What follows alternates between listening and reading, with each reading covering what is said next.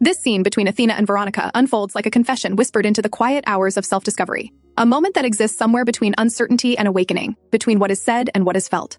On the surface, their dialogue reads almost like the casual banter of two friends trading gossip about other girls, but beneath that tone lies something trembling, something half-acknowledged, a raw curiosity of who they are and what they want, but have never had the freedom to articulate. The scene doesn't sensationalize their interaction. Instead, it captures the fragile moment where emotional boundaries blur, not out of manipulation or fantasy, but because both girls are reaching toward understanding themselves in a world that has never encouraged them to. What begins as an offhand conversation about another girl's rumored same-sex encounter becomes an exploration of identity, belonging, and the loneliness that comes from feeling othered. When Athena teases, "Don't you ever get curious?" It's not a provocation, it's a question born from recognition. She sees something in Veronica, perhaps the same guarded curiosity she once felt herself, the ache of wanting connection that feels different from what society prescribes. For queer women watching, this moment rings deeply familiar, that tentative, nervous space between friendship and something unspoken, where affection and curiosity intertwine and the heart stumbles over its own hesitation. The power of this scene lies in how it normalizes that questioning, showing that for many women, discovering attraction isn't always a lightning strike, but a slow dawning that begins in conversations just like this. Unguarded, hesitant, honest. Athena, confident but gentle, carries an energy of someone who has perhaps already crossed this internal threshold. Her openness isn't performative. It's an act of quiet rebellion.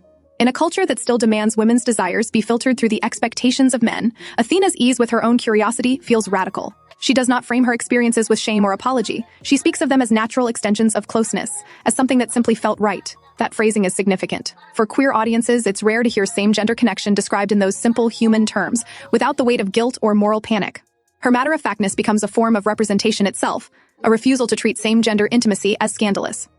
Meanwhile, Veronica embodies the other side of this emotional journey, the girl who is never questioned, not because she lacks feeling, but because the world has told her not to.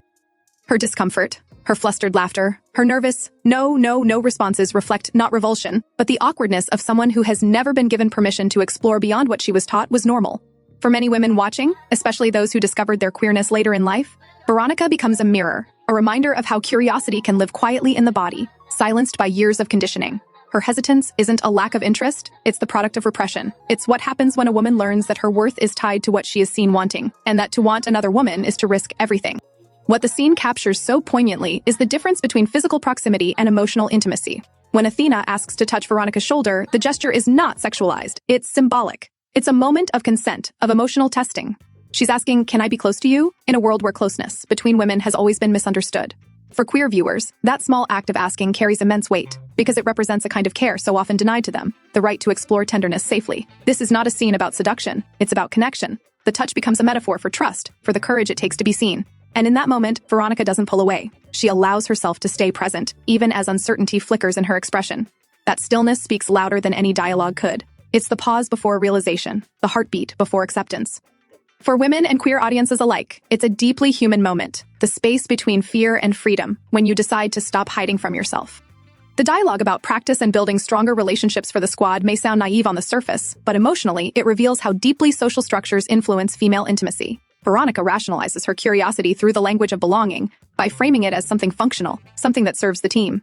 This is how repression works, by teaching women to disguise their desires as acts of service or community, never personal truth. But within that rationalization lies the tender irony that so many queer people recognize, the need to explain love in terms that make it acceptable, even when the heart knows it's something far more profound. Athena's acceptance of that reasoning isn't manipulative, it's compassionate. She knows Veronica isn't ready to claim her desire outright, so she meets her where she is, allowing the possibility to exist without naming it.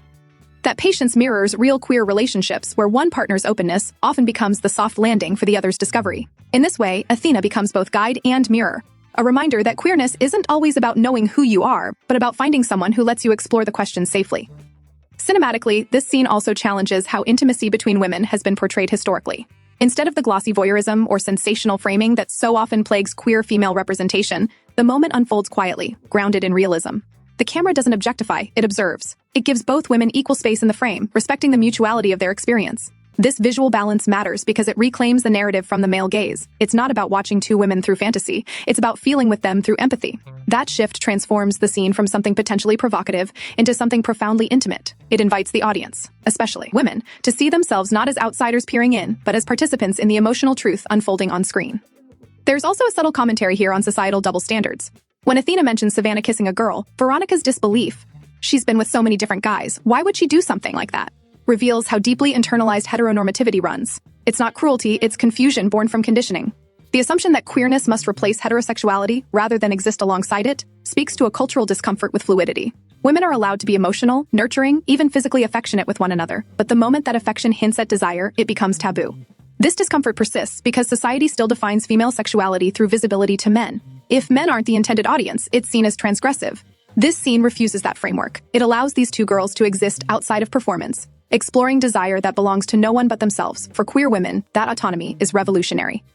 Emotionally, the scene mirrors real-world experiences of queer awakening. The mix of fear and fascination, the laughter that masks vulnerability, the desperate attempt to make something so intimate sound casual. When Veronica says she might consider experimenting just to get some practice, it's heartbreaking in its innocence. She's trying to intellectualize what is, at its core, a longing to be close to someone who understands her.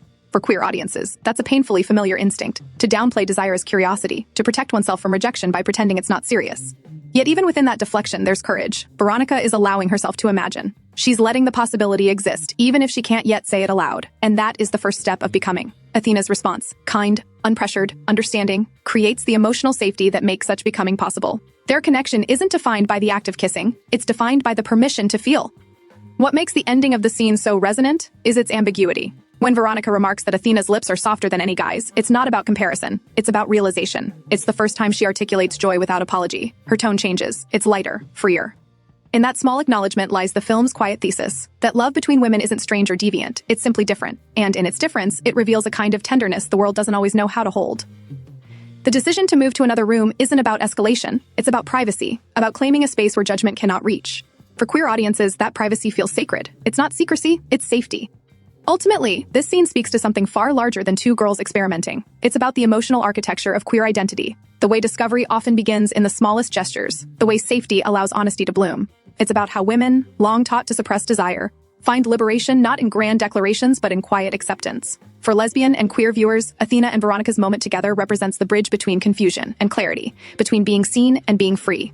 For women of all orientations, it's a reflection of how intimacy in its truest form is about trust and curiosity, not labels or expectations. This scene dismantles the myth that same-gender love is something foreign or sensational. Instead, it shows that queerness is human, ordinary, beautiful.